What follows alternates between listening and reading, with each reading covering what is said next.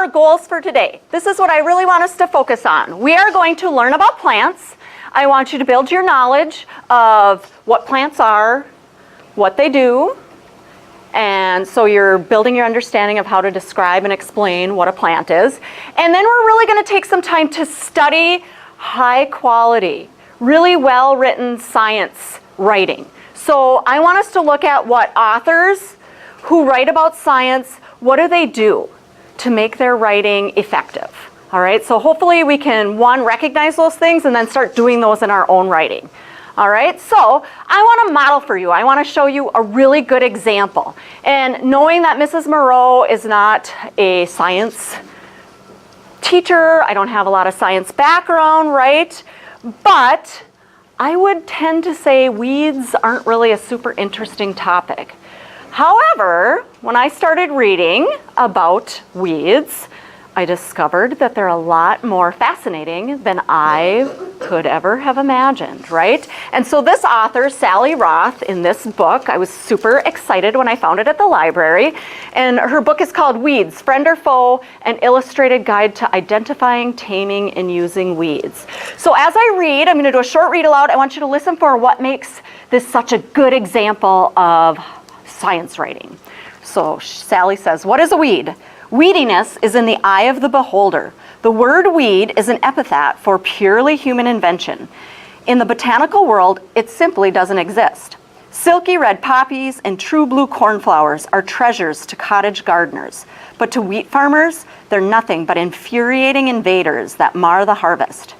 Dandelions in the lawn have spawned an entire weed-killing industry. But to wild foragers, they are a welcome spring green salad. A few weeds are so widely scorned that it's hard to argue with their classification. The clinging burrs of burdock, the ubiquitous clumps of chickweed, surely they have no redeeming value. Ask an herbalist and you'll get a surprising answer. Burdock root has been used in herbal medicine for thousands of years, and chickweed was once depended upon as a cure for the condition delicately called irregularity. The simple answer is that a weed is a plant out of place. When a plant interferes with the tidiness of our flower gardens, the sweep of our lawn, the size of the harvest, or even our personal well-being, it's a weed. All right, so why does Mrs. Moreau get so excited about these two paragraphs, right? So this is a really good example. It's very well organized. Two succinct, great paragraphs. The author uses really good details. There's an awesome definition of a weed, right? What we're trying to do in our own writing, explaining and defining words for our readers. All throughout the book, but especially on those pages, there's some really great text features that help give me, as a person who doesn't have a big botany background, a lot of extra helpful information. Like Sally's pretty much showing me and telling me this is what you really need to know. This is the most important thing to know about this topic. Okay, and here's the best part. This is like what makes it especially fantastic writing, the word choice. We've got the science words, right? Those good domain-specific, technical words like botanical, classification, germinate, dispersing, reproductive. Okay, and then what she does really well, I had never really thought about how important being able to write good descriptions are for a person writing about science, right? So she uses words like silky.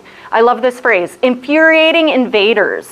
Okay, it's a little alliterative. And ubiquitous, statuesque, spawned, ooh, juicy, fancy words that really make that writing extra special. All right, so now it's your turn. I want you to try to do that. I want you to look at a piece of text, a really good example of science writing, and they're from these, the example that I'm giving you to look at and to study closely is from an eyewitness book. So these, anytime you see an eyewitness book, and most of us are familiar with those, that's always a really good example of science writing. The authors of those books have spent a lot of time and become experts and are good at getting that information across to their readers. So this one about plants, we're going to study 2 pages from it, and I want you to really look for, 1, what are some important facts about plants?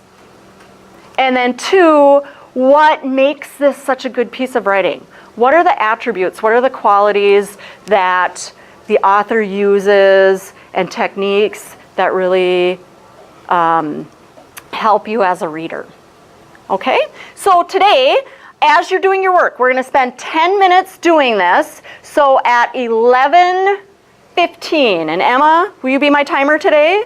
Okay, 11:15, I want you to bring us all back together. So I'm going to take a small group of you to work with today. If you want to join us, you're welcome to join us, but I want PJ, and I want Gavin, and Jamin, and let's see, does somebody else, who did I forget here? Dane's gonna come over there, and okay, you. So let's pull up a stool over here, and the rest of you, anybody have questions? All right, let's go for it, 10 minutes. All right, okay. Where do I? Okay, you stuffed the articles in the middle and you got your analysis sheet there. All right. I have one for myself. Okay. Here you two go. All right. Okay, so first of all, when you look at this, does this look familiar? Yeah, a little bit. Okay, a little bit. So maybe have you done this before in other classes? Yeah, a little bit. Okay, all right. So when you look at what I'm asking you to do, I'm asking you to look for an attribute, a bunch of different attributes. Like these are by no means all the things that go into making a piece of writing strong. These are ones that are kind of specific to science. When you look at this, what do you think is going to be easy? What is going to be easy? What do you already know how to do, Jordan? Graphics. Okay. And labels. Okay. Finding labels and graphics. All right. So tell me a little bit about why is that easy for you? Because there's literally graphics everywhere on the page. Mm-hmm. Just look at it. Okay. So they're easy to identify. It's really obvious that it's there. Now here's the question. The next part of it. So that's an attribute. That's something that makes this a good piece of writing, that's something the author does to help us. Why is that a good thing to do in a piece of informational text? Why does the author do that? It gives you like an idea of what you're talking about. Yeah, like kind of complements the writing. Yeah. Okay. Can we build on that? I like how you said complements the writing.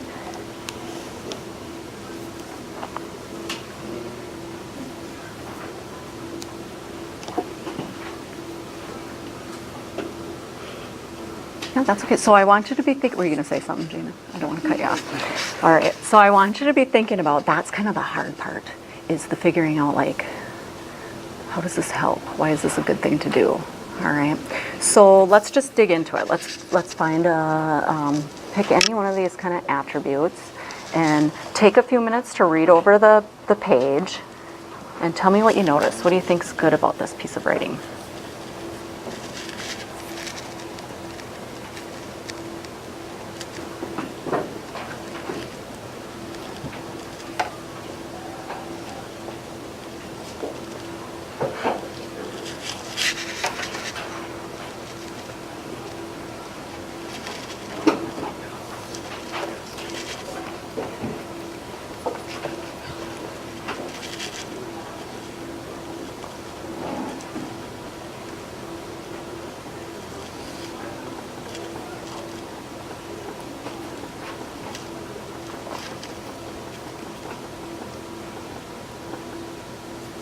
So I'm going to ask you one more question here as you're doing this.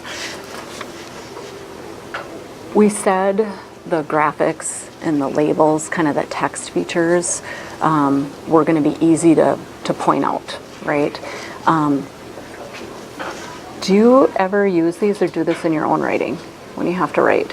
I can't draw, so. Okay. All right. How about in, and it doesn't have to be this year, in 8th grade. Think about last year or 6th grade too, in math. Yeah. Yeah, graphs. Yeah, graphs.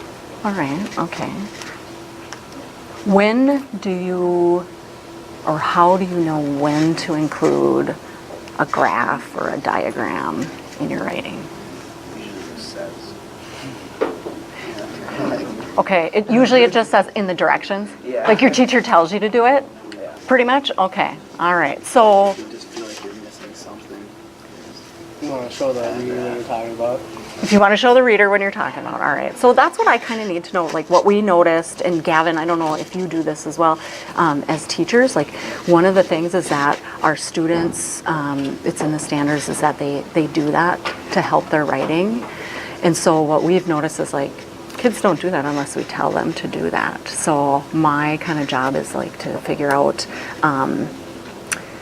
how to help you know when to do that without me telling you to do it, right? Because I'm not going to high school with you. I'm not going to be there when you're sitting in a high school class or when you're taking the ACT to tell you, hey, you should probably put a graph or a diagram in your writing so you know how to do that on your own. So, all right. So Gavin, what else do you notice about this piece of writing?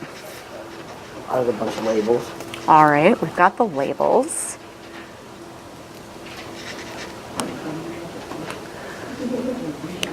Let's take a look at that list for a second. And will you grab Jordan one too? Okay.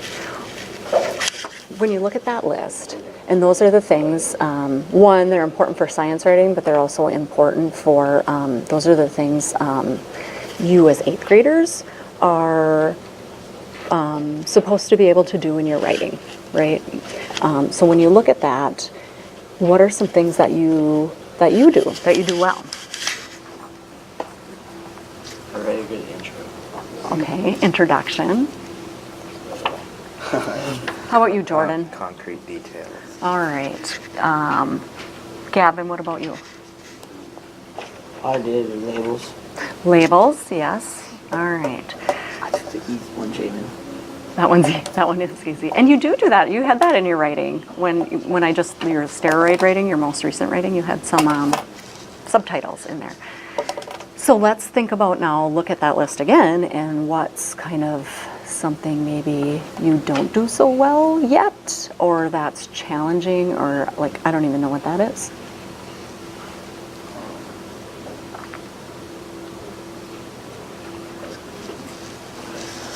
Vocabulary words. Cause effect. Yeah, I like the conclusion one. Okay. Okay. So, Dane, I wouldn't say that you suck at conclusions, but one thing I noticed when the most recent writing, right, that I looked at of everybody's overall as a group, what I thought our 8th graders do really well is people have an introduction and they have a conclusion, but it's like taking it to the next level. How do we get those conclusions to be more effective, or introductions to be more engaging? All right, so let's look at how in this piece of writing, how does the author so you have 2 pages. Let's just look at it really closely and analyze how he introduces the topic and how he ends. So let's all look at let's do the what is a plant side.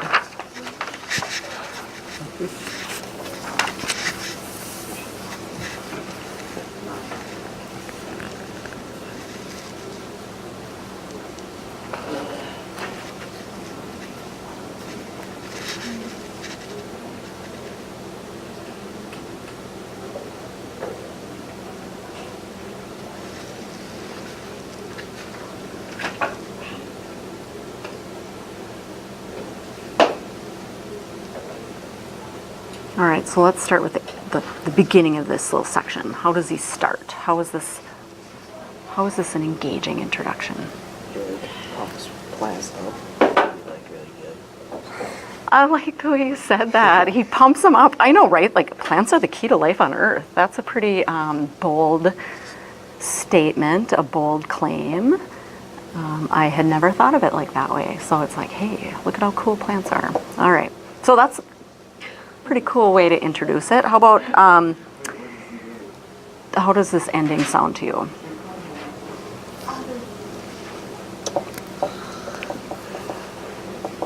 Gavin, what do you think? How does this section conclude? I don't know. What's the last sentence? What's the last